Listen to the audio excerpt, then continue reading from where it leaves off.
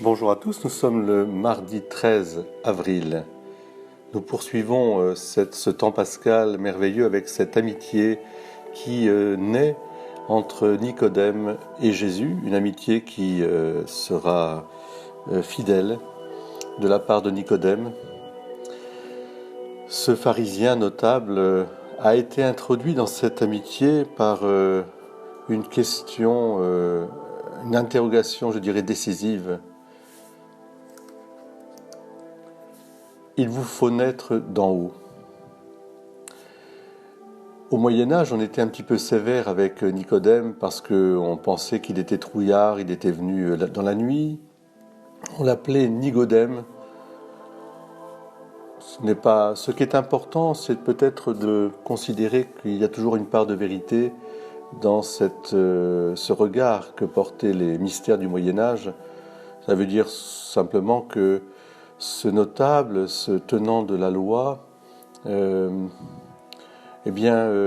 besoin d'être libéré, comme nous tous, de tous ces liens, ces entraves qui nous empêchent d'être pleinement nous-mêmes et surtout d'être pleinement à Dieu et aux autres. Et voilà que le Seigneur donne aussi, Jésus lui donne une possibilité de se libérer puisqu'il lui dit « Il vous faut naître d'en haut ». Le vent souffle où il veut, tu entends sa voix, mais tu ne sais ni d'où il vient, ni où il va. Il en est ainsi pour qui est né du souffle de l'Esprit. Jésus ouvre à l'intelligence de Nicodème cette renaissance dans l'Esprit.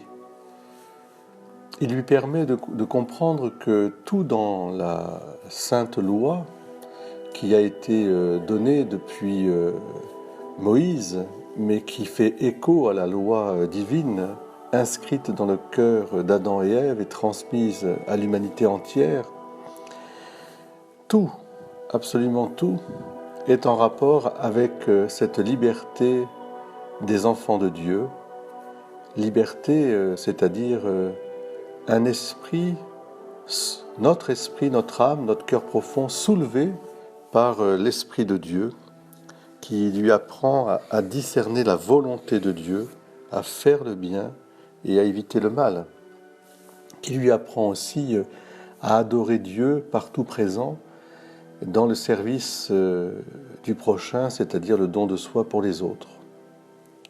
Alors que cette merveilleuse aventure de l'esprit soit quelque chose qui nous préoccupe premièrement. Non pas que nous n'ayons pas à vaquer à des choses matérielles, mais que nous puissions les accomplir dans un regard, intérieur, avec comme une musique, une cantilène qui serait au fond de nous-mêmes.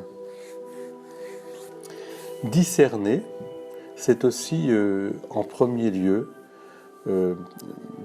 accueillir l'esprit, prendre le temps de la réflexion. Dans ce temps cette époque qui est malheureusement agitée, si agitée, médiatiquement parlant, que nous avons du mal à prendre, un peu de temps pour nous poser et pour laisser nous reposer, pour laisser l'esprit agir en nous.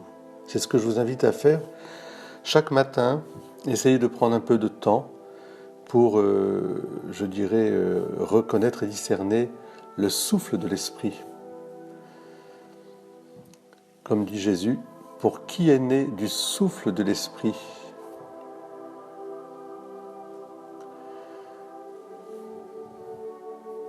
Merci Nicodème, merci Jésus.